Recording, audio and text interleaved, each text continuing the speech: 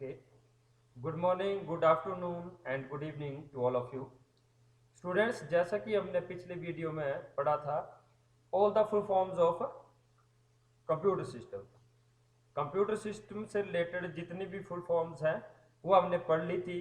तो आज का जो हमारा टॉपिक है वो है ब्लॉक डायग्राम ऑफ कंप्यूटर। जो ब्लॉक डायग्राम होता है कंप्यूटर का, इसमें ऑल ओवर कि हमारे कंप्यूटर सिस्टम की वर्किंग क्या है, किस तरह से हमारा कंप्यूटर सिस्टम जो काम करता है, सारी जानकारी जो आपको दी जाएगी।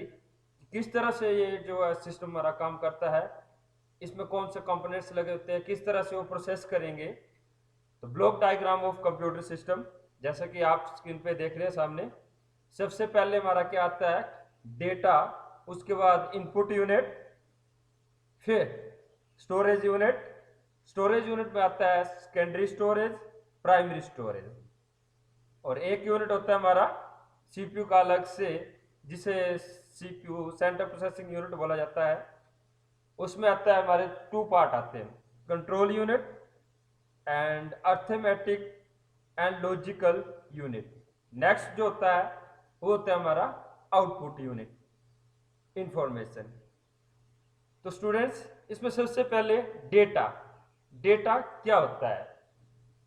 डेटा होता है इन computer system anything can be data. For example your roll number, name, class.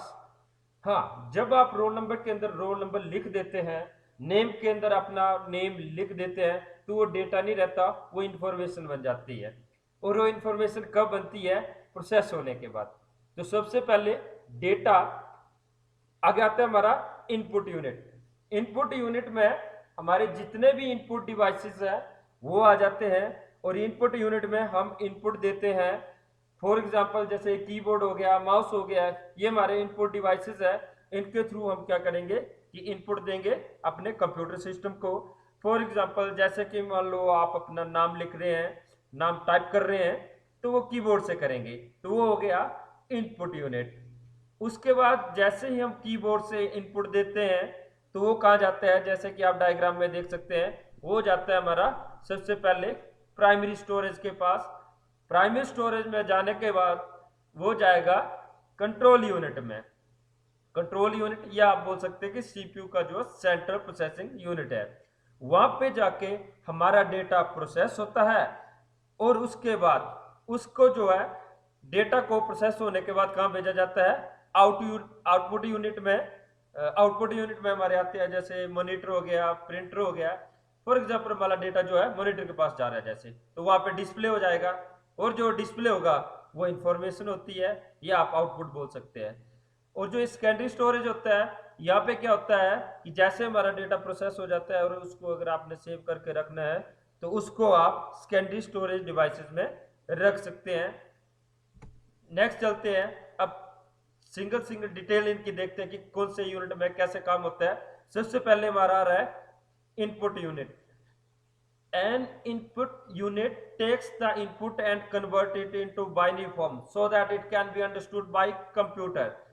क्या होता है? इनपुट यूनिट का क्या काम है कि जो भी हमने इनपुट देनी है वो इनपुट डिवाइसेस से देनी है, और वो इनपुट डिवाइसेस जो है वो बाइनरी फॉर्म में उसको कन्वर्ट करके भेजते हैं आगे, ताकि कंप्यूटर जो उसको समझ सके। क्योंकि जो हमारा कंप्यूटर सिस्टम होता है वो सिर्फ एक ही लैंग्वेज समझता है, वो होती है बाइनरी लैंग्वेज, 0 और 1 की फॉर्म में। बाकी कंप्यूटर सिस्टम को कुछ समझ नहीं आता। नेक्स्ट यूनिट जो हमारा था वो तो अर्थमेटिकल लॉजिकल यूनिट।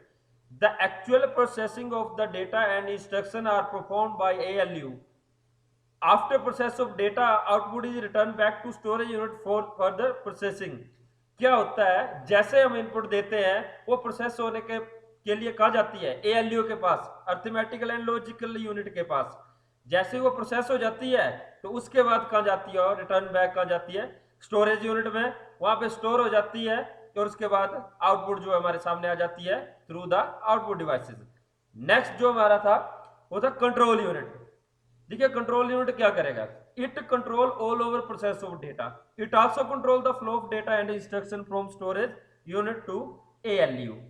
क्या करता है? ये कंट्रोल करता है। जैसे हमने अभी बात की है कि अर्थमेटिकल लॉजिकल यूनिट क्या होता है, तो अर्थमेटिकल लॉजिकल यूनिट के अंदर क्या काम होता है, जितनी भी हमारा डेटा प्रोसेस होना होता है, जो भी काम करना होता है, वो सारा का सारा एएलयू करता है, लेकिन उसको कंट्रोल करने के लिए कुछ ना कुछ चाहिए होते हैं, तो जो वो कंट्रोल करता है वो होता है हमारा कंट्रोल यूनिट, और जो कंट्रोल यूनिट है वही उसको कंट्रोल करता है ऑल ओवर प्रोसेसिंग को, आपने जो कंप्यूटर सिस्टम होता है उसकी प्रोसेसिंग को। जैसे मान लो फॉर एग्जाम्पल के लिए आप ऐड कर रहे हैं, ए प्लस बी कर रहे हैं, मान लो ए की वैल्यू 10 है, बी की वैल्यू 20 है, उसको प्लस करना है, तो प्लस कौन करेगा, वहां पे अर्थमेटिकल एंड लॉजिकल यूनिट जो है वो फंक्शन जो परफॉर्म होगा वही जो है उसको ऐड करेगा, और प्रोसेस होने के बाद उसकी वैल्यू टेम्परेरी स्टोर कर लेगा और आउटपुट भी बता देगा हमें। और उसको ज्यादा टाइम के लिए अगर आपने रखना हो कुछ किसी भी डाटा को, तो उसके लिए हमारे पास सेकेंडरी स्टोरेज डिवाइसेज होते हैं, जैसे हार्ड डिस्क हो गया, वहां पे हम स्टोर करके रख सकते हैं उसको, नहीं तो प्राइमरी डिवाइसेज जो होते हैं उससे हमारा काम जो है वो चल जाता है। तो अब आपको कंट्रोल यूनिट का पता लग गया होगा।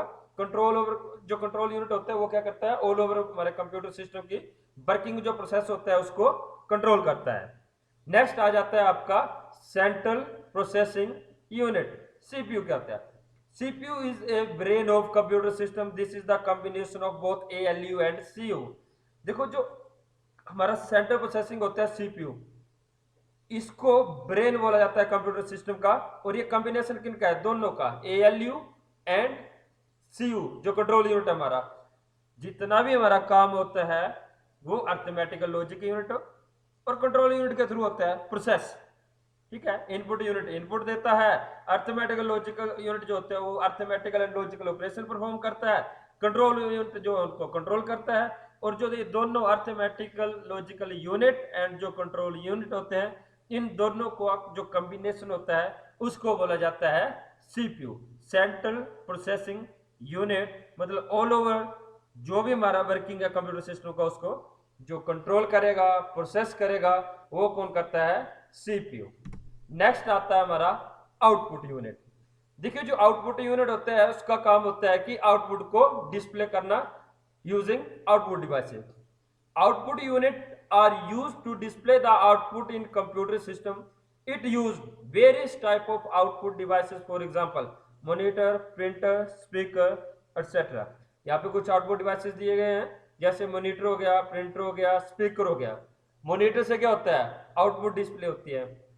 प्रिंटर से अगर हार्ड कॉपी चाहिए हो, स्पीकर से साउंड प्रोड्यूस होती है, आप जानते ही हैं। तो आउटपुट यूनिट का क्या रोल है कि जो भी हमारा डेटा प्रोसेस हुआ है उसकी आउटपुट हमें बताना कि क्या इसकी आउटपुट आई है। वो आउटपुट सॉफ्ट भी हो सकती है और हार्ड कॉपी की फॉर्म में भी हो सकती है। सॉफ्ट आउटपुट होती है जो मॉनिटर से आती है, और हार्ड आउटपुट जो बोलते हैं हम हार्ड कॉपी में, वो आएगी हमारी प्रिंटर के थ्रू। तो आउटपुट यूनिट का इतना ही काम है कि जो भी हमने काम किया है उसकी आउटपुट जो आपको बताएगा। नेक्स्ट आपका आता है स्टोरेज मेमोरी यूनिट। ये यूनिट क्या काम करता है, memory unit are used to store the data. Memory unit are two type, primary memory and secondary storage memory. Example क्या है, प्राइमरी मेमोरी, इसमें कौन सा आता है, RAM and ROM. Secondary memory, hard disk drive. ये जो मेमोरी यूनिट होता है इसका काम है कि जितना भी हमारा डेटा है उसको स्टोर करके रखना है, चाहे वो टेम्परेरी हो चाहे वो परमानेंट हो। इसमें दो तरह की मेमोरी पार्ट आते हैं, प्राइमरी मेमोरी और सेकेंडरी मेमोरी। जो प्राइमरी मेमोरी होता है उसमें रैम आता है, रोम भी आता है, और जो सेकेंडरी मेमोरी होता है उसमें आता है हार्ड डिस्क ड्राइव। ये डेटा स्टोर करने के लिए यूज होती है। तो ये था आपका ब्लॉक डायग्राम। ओके, मेरे को लगता है कि आपको अब ये समझ आ गया होगा। अब ये जो हमारा ब्लॉक डायग्राम है इसको आपने अच्छे से पढ़ना है, अच्छे से इसको समझना भी है। I hope you all understand this. Okay, thanks.